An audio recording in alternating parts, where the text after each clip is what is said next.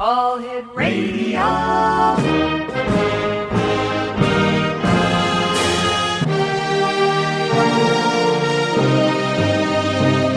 Welcome to the X Zone, a place where fact is fiction and fiction is reality. Now, here's your host, Rob McConnell.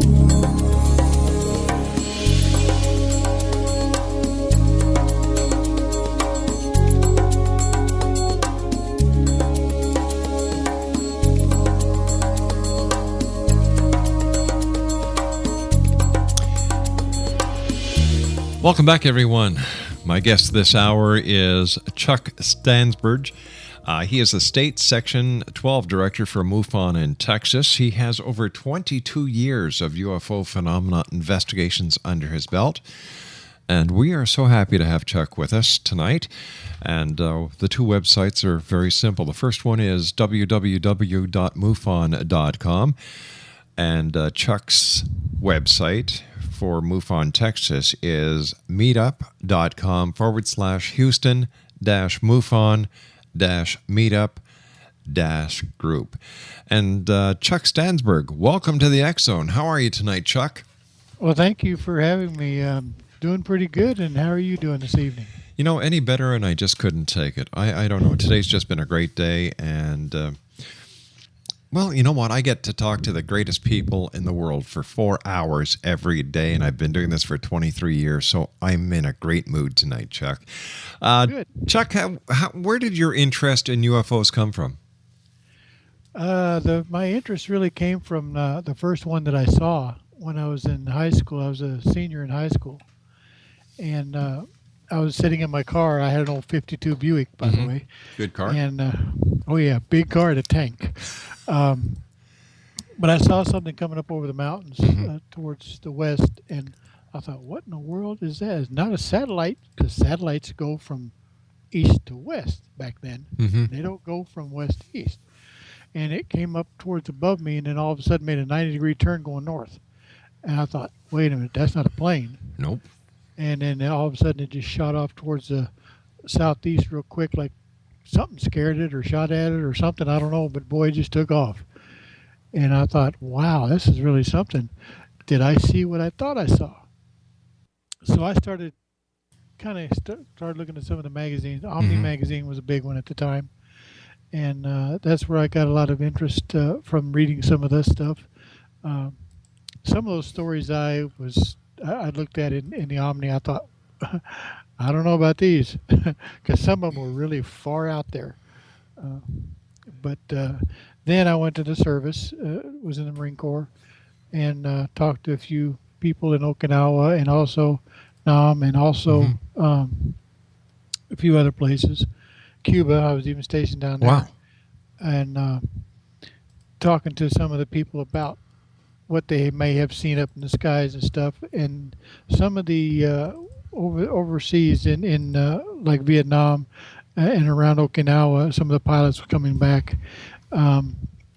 They said, some of the fighter pilots, I should say, said, yeah, they've seen them, but they were told not by their seniors there in the camp, but they were told from Washington, D.C., you will not engage any UFOs of any kind.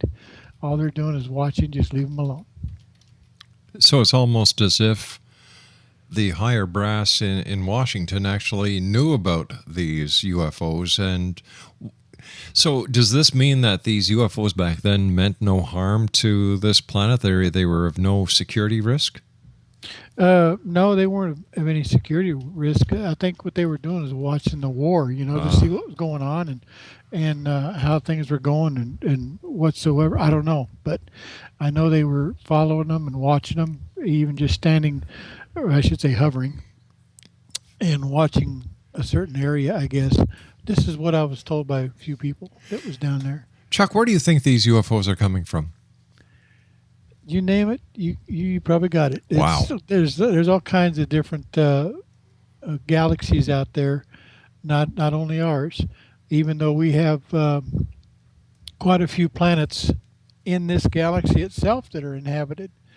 And there are some that are in the outer parts of our galaxy and other galaxies that do make voyages here and there, and we do have some that are here that live right here on Earth, and some of the ones that are visiting us that are here now look just like you and me, and you'd never know it if you were sitting next to them in a restaurant or wherever, in a bar or something like that.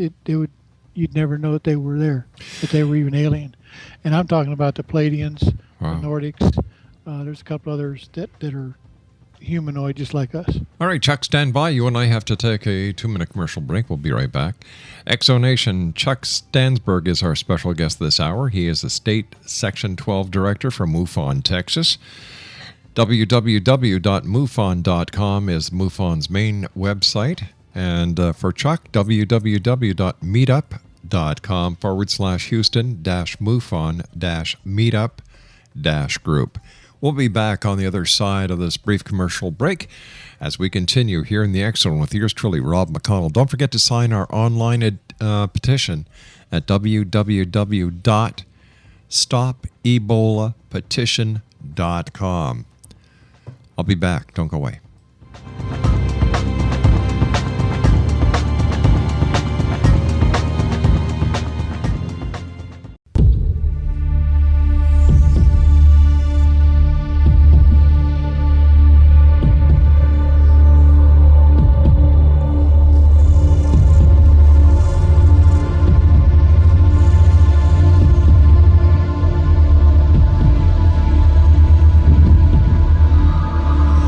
Exonation, Chuck Stansburge is our special guest this hour. He's State Section 12 Director for MUFON, Texas. And first of all, Chuck, thanks very much for coming on the show with us tonight. It's always great to talk to anyone from MUFON because you guys give 150% what you do, and great job, by the way. I'd say about 200%. Oh, I'm sorry. Bad Robbie. All right, I'll go 250. Do I hear 275? Do I hear 275? There we go. Chuck, well, what is the best case that you yourself have investigated? Actually got a couple of them. One of them was an abduction case up north of Houston up there. A gentleman claims to have seen a craft that came close by, and he lives out almost in the middle of nowhere. Mm-hmm. And the road that goes in front of his house, he's got a lot of property behind it. And he said he come over the trees, and then all of a sudden it hovered, and he looked up, and there was a real bright light come at him. And next thing he knew, it was like 3 or 4 o'clock in the morning. But it was really interesting to hear him talk about some of the things he might have seen or thought he did, and also the mark that was on him. It was a triangle mark on his arm, and he says it's been there for about maybe 10 years. Wow. And I says, have you been abducted earlier in lifetime? And goes, oh, he said, yeah, I think so. But he wasn't real sure. This was a really interesting case, and I can't really say too much about it, but it just kind of almost floored me a couple of times the way he talked about what was going on. The other case was a mutilation that we had in Port Lavaca, Texas, and it was for Barbados sheep. The gentleman had been given about 29 sheep, I think it was, that, and he added to it for himself, and he wound up with a total of 52 sheep, and they started disappearing and being mutilated all of a sudden. And he was thinking it might have been predators or something like that, but some of the pictures I saw of what the sheriff's office took, they are not predators. Guarantee you, predators do not know how to do surgery. What kind of surgery? The females, the bottom part of the belly was cut like a big U, Oh my gosh. and peeled back, and then the belly was pulled out, like laid down very carefully, and they took all the reproductive organs, and that was it. The males, their also reproductive organs, the genital part was taken. These sheep, as cattle were, cattle has had a, I think it was about a 2-inch slice or an 1.5-inch slice, looked like in their neck area. These also had the same thing. And once you do that, they can bleed out very quickly. And there was very little blood anywhere at all. And there was a total of 52 he lost. And after we went down there, well, I found out about it by somebody saying go to the E section of the newspaper, and it's about the third page, go down about halfway on the right. So I checked this out real quick, and it was a little report from the sheriff's office down in Port Lavaca that they have no clue of what's going on, and they have no idea what's doing this because of the incisions or the cuts, you might say. And so I gave him a call, and he was so overexcited when I called. He said, "You guys want to come down here and investigate? You guys, I mean, he really got excited." And I said, "Well," I said, "I just found out about it." I said, "I will give my state director and our chief investigators a call and see what they say." So he said, "Okay, I'll be looking forward to hearing from you." So I let them know, and the next day I was supposed to have an interview with a person in down there in Galveston on a UFO sighting. And just as I was getting ready, I got a phone call that says, "Let's go. We're going to Port Lavaca." Wow. Okay, so I had to call this guy and say, "Sorry, got something else going on right now." So headed out to Port Lavaca, and I got there before anybody else did. And I set everything up, went out, talked to the sheriff's office, went there first, talked to the sheriff, and then talked to the investigator that took a lot of the calls. And I asked how many photos there are. And he said, "We got a bunch of them. I said, "Do you mind if I have a copy?" He's, "No problem." They went ahead and cut me a DVD off or a CD off with all the photos. And also all the paperwork that when this guy called in about somebody killing his sheep or mutilate him or whatever, I got the whole package. And I had that all set. Then I went out and followed the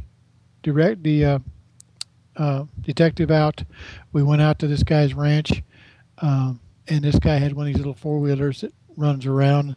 We got in it and started going all these different places where the mutilations were. And that's when I put all the flags up. I had everything all set up for them to when they got here that night. And the next morning we got there real early. We were there for 2 days. And they were trying to figure out any tracks, none. Any human tracks, none. Couldn't figure out how these are being done and why they're doing them, and they figured it might have been a cult. No, a cult does not do that.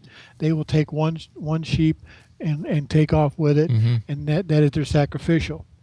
Predators, no. Predators don't know how to do surgery. Yeah. These are so precise cuts and everything; they're just perfect.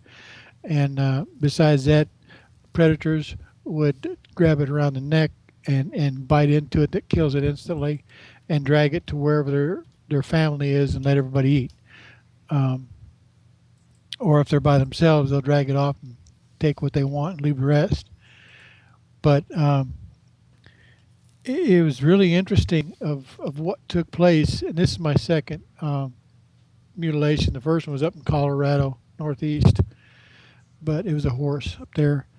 But this one here was different. I mean, because it was sheep, and this guy has 7 goats there. 3 of them were white goats, little small white goats, little yearlings. Well, my tongue got twisted. Yearlings, and then you had 4 grown-ups, and they weren't touched. just the Barbados sheep. And every time he had one, every time they lost him, he would go buy 5 more, 4 female and 1 male, and within 2 weeks they're gone. And this all started around April of last year, up until October of last year. Fascinating. Any witnesses? Any physical evidence? Any physical traces? Not that I saw. I mean, I went through that whole area at least 2 or 3 times, checking everything. I even had my own video and took video of and pictures of all the area. And I didn't see any places to where anybody climbed over the fence, because you have 2 fences. One that's keeping the house and away from everything. Then you have another one about 30 feet away that goes all the way across, and there's two gates.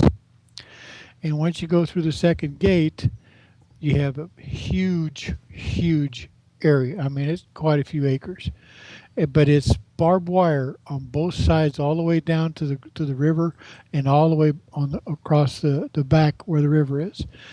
And if you walk up to the fence back by the river, it's a 4.5 foot drop straight down. So nobody could really come up there and climb up on that, right, even if they had a boat, and somehow got anchored right there and try to climb up. You'd still be seeing stuff maybe falling or some kind of clothes being flicked off with a barbed wire or something. I don't know. So but it was quite interesting. But where the animal was, were there any footprints? Were there any impressions? Nothing. No footprints, no paw prints of any kind that I saw. The morning that we got there was the freshest one. He had 3 that were left, 2 females and a male. And the one female was still laying there. The male and female were both gone, disappeared, just like in thin air. And by the time, of course, we got everything to check out over there that morning, I got there about 2 or 3 o'clock in the afternoon, and already vultures were already picking at it. And I asked him, I says, would you mind covering that up for me? Sure. So he went ahead and covered it up so that nothing else can get to it right away. And but it's just, I don't know. It was kind of, that's something that really bothers me. How they do things. Right. As far as maybe nobody saw anything at night. Nobody saw any craft. Nobody saw anything coming in or heard anything, because it's desolate out there. So it's kind of hard to see. That your nearest house is about 4 blocks away, 5 blocks away, and who knows? Did anybody report strange lights in the sky? Any electrical interference? Strange behavior of pets? Nothing. Nothing. I talked to the sheriff's office. I talked to the police department in Port Lavaca about any call-ins of any kind of craft in the sky, unknowns or anything like this. The nearest Air Force base is up from there. It would be actually the Naval Air Station is down there around Corpus Christi. Yeah. Then you have the Air Force Base up there, San Antonio. So I checked with all those, and nothing. Nobody had any radar hits. Nobody had nothing. Wow. Chuck, stand by. We've got to take our news break at the bottom of the hour. Exo Nation, Chuck Stansburge is our special guest this hour. State Section 12 Director from MUFON, Texas. We'll be back on the other side of this commercial break with the news as we continue here in the X-Zone from our broadcast center in Hamilton, Ontario, Canada. Don't go away.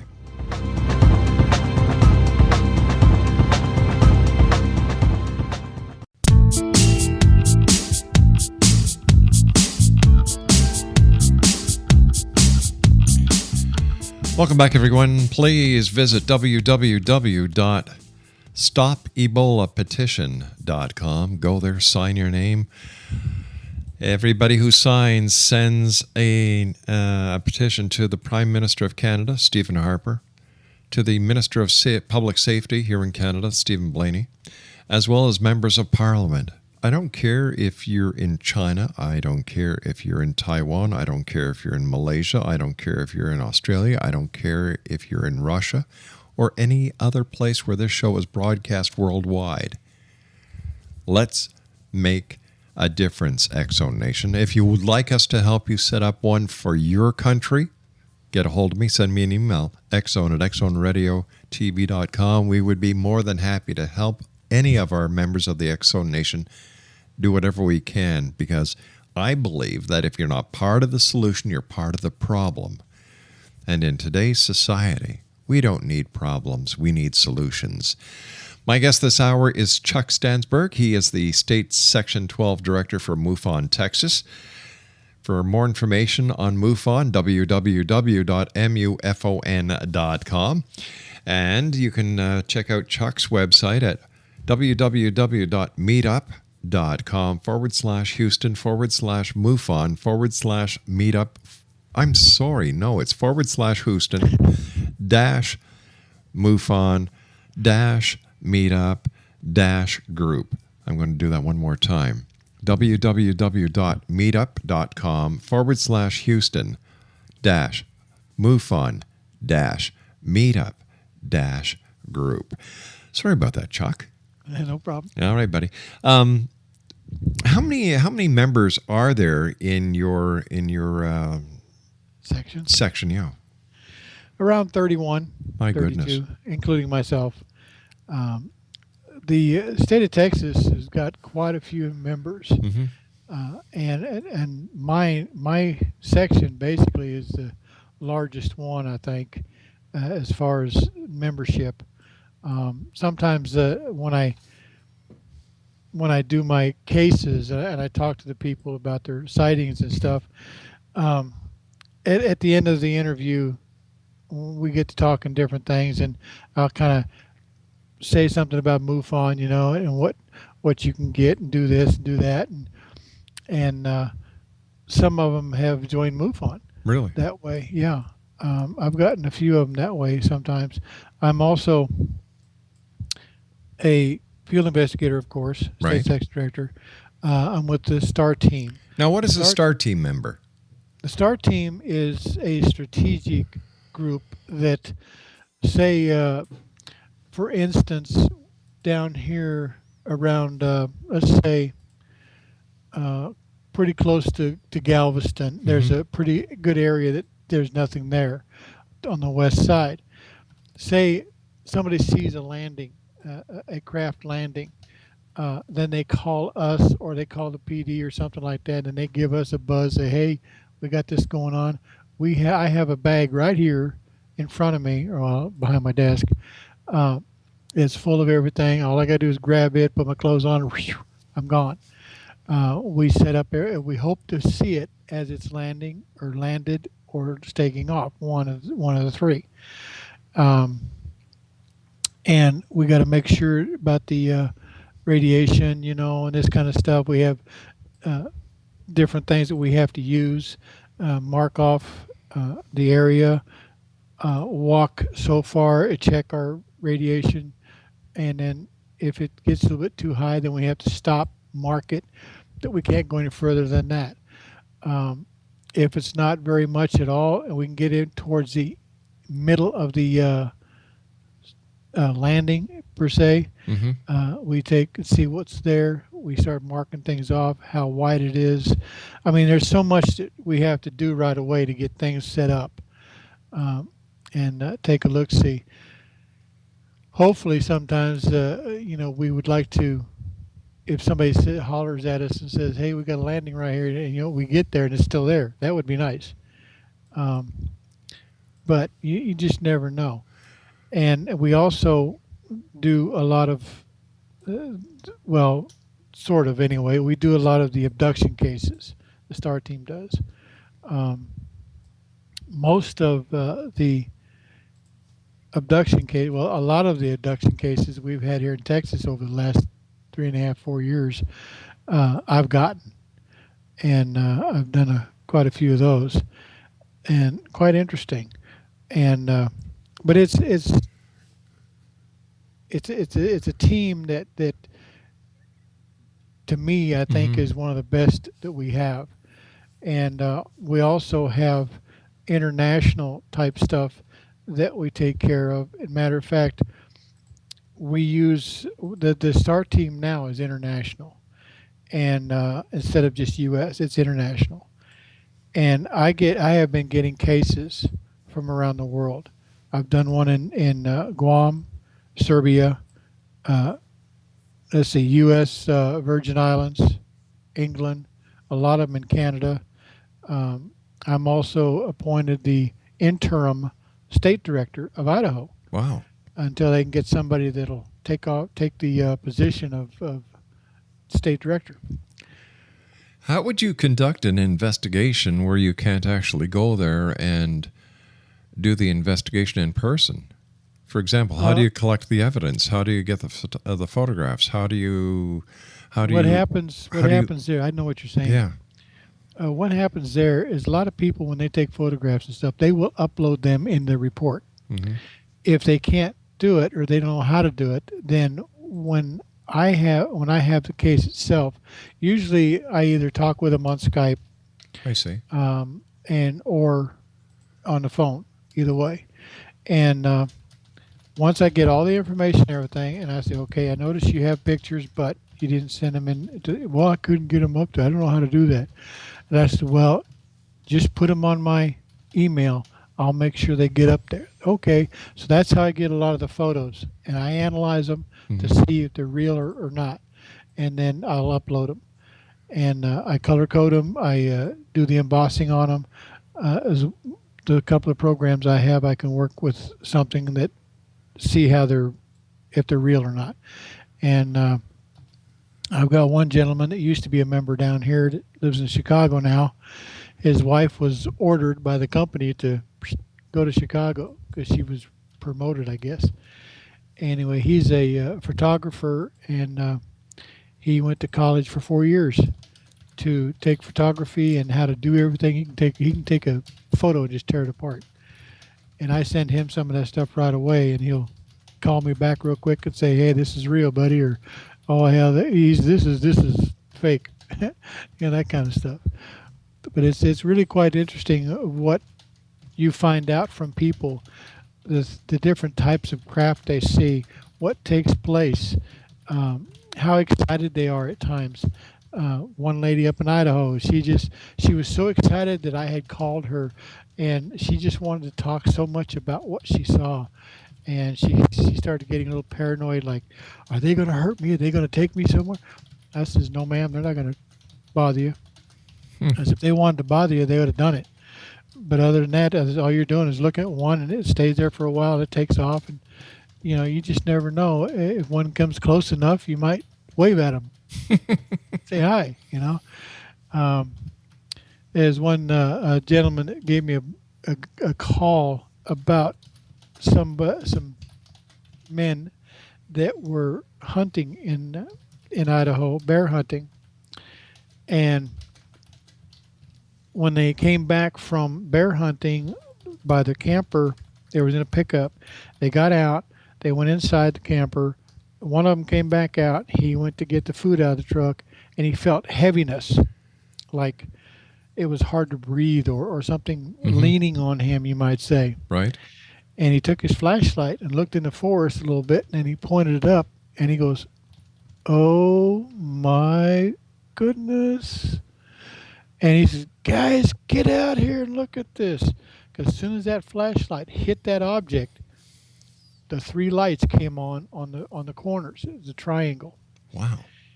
And a big round one was like a ruby red color on the very center came on. And then the craft started going up. He said it wasn't no more than 300 to 400 feet above them. And they all stood there and watched it going towards the southeast, and very slowly, and went up over the top of another mountain and disappeared. And I even asked him if he had any experience as far as maybe lost time. He said, no. I called the guys out, and he said, we just watched it. And it just took off. And I said, wow, that's some experience. Sure is. Tell me, Chuck, in all the years that you've been investigating UFOs, what type of physical evidence have you been able to collect? Well, physical evidence? Yeah. Really, we haven't, I haven't anyway, had any real physical evidence. The only evidence I have is either seeing one in my own eyes or photos from people that have been taking them. The mutilation down there in Port Lavaca, the only real evidence we have there, I'm gonna go ahead and say this. I don't care what anybody says. The photos that were taken by the sheriff's office, I started going through them to see if there's anything there, to see what I could find. Right. And one photo in mind when I first opened it up, I went, oh my goodness. And the day before, or that night, I should say, the night before that morning, that night, there was a big, huge thunderstorm, okay? And then it was sunny the next morning.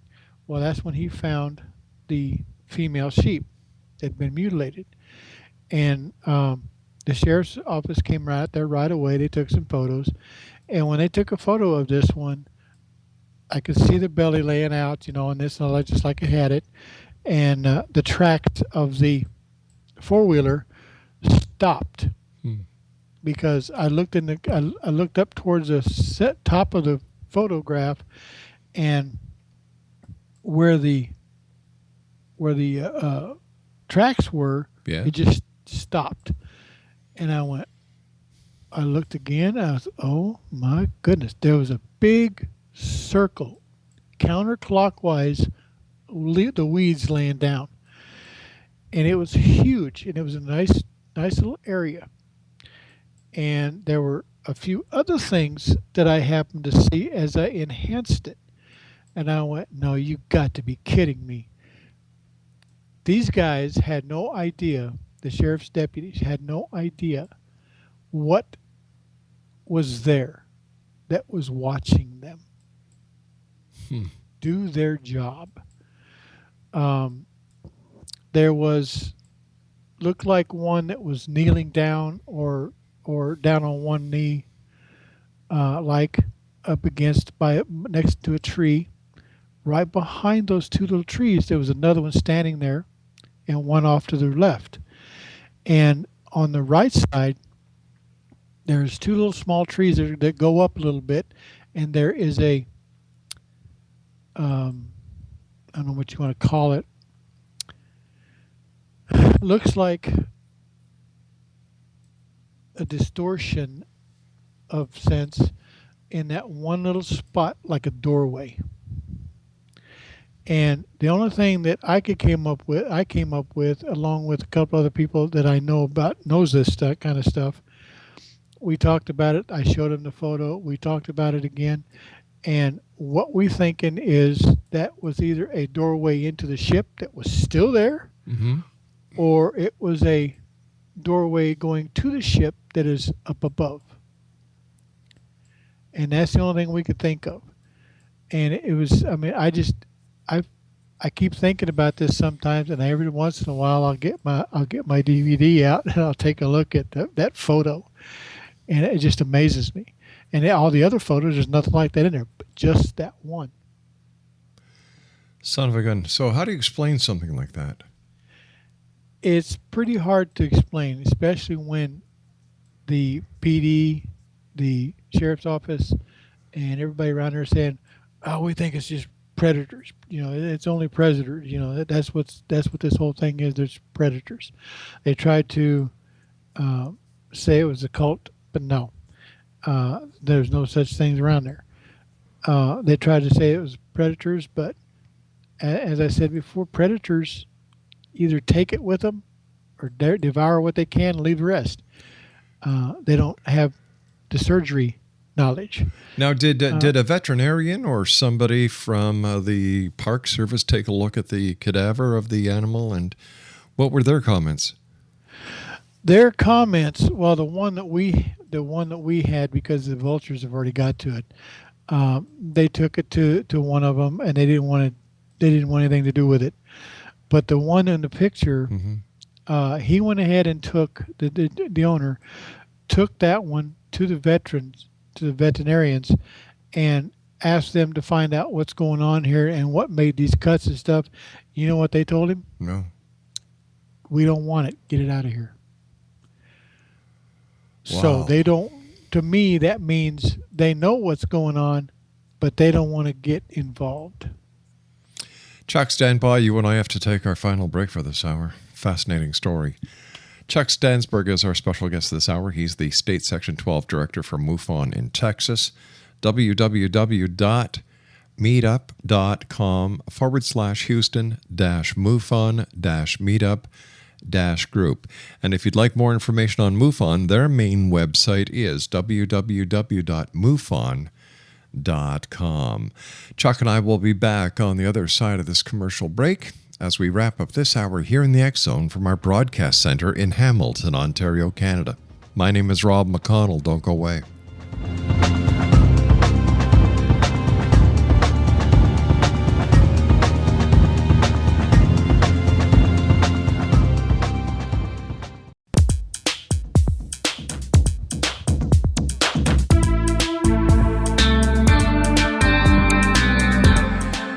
Exonation, Chuck Stansburge is our guest this hour, State Section 12 Director for MUFON in Texas. Once again, the website for MUFON is mufon.com, and if you'd like to contact Chuck, www.meetup.com/Houston-MUFON-meetup-group. First of all, Chuck, thanks so much for joining us tonight here on the X Zone. I've thoroughly enjoyed your visit with us.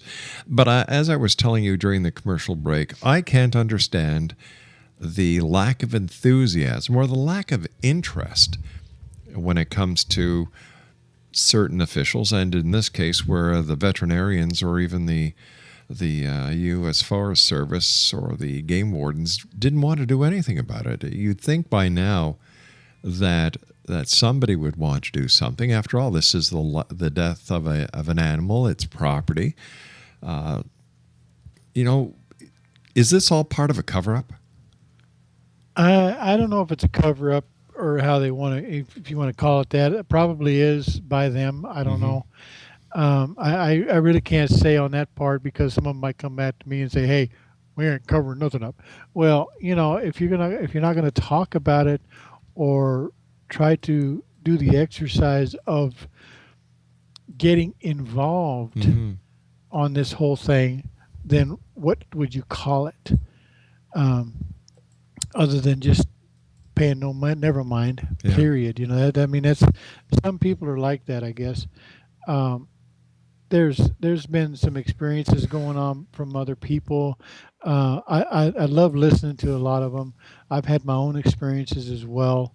A young lady that lives not too far away in another state, but her and her group, she used to be in MUFON, but her and her group went out to a case and literally ran into an ET. The craft went over the top of them, a triangle shape, and it disappeared over the trees, and everything kind of started getting heavy, they said, so they got scared and started running off. The owner of the property had a flashlight. He stopped suddenly. She ran right into him. And said, "What's going on?" And he had a flashlight. He put that flashlight right on that ET, little, probably about 2.5, about 3.5 foot. And they just all took off real quick, jumped in the truck and took off. It just scared them to death, I guess. But I would have said, "Hi, how are you doing?" Tell me, have you yourself ever been abducted? I wouldn't say abducted, but I did volunteer. You did? Yes. I might have been taken when I was younger.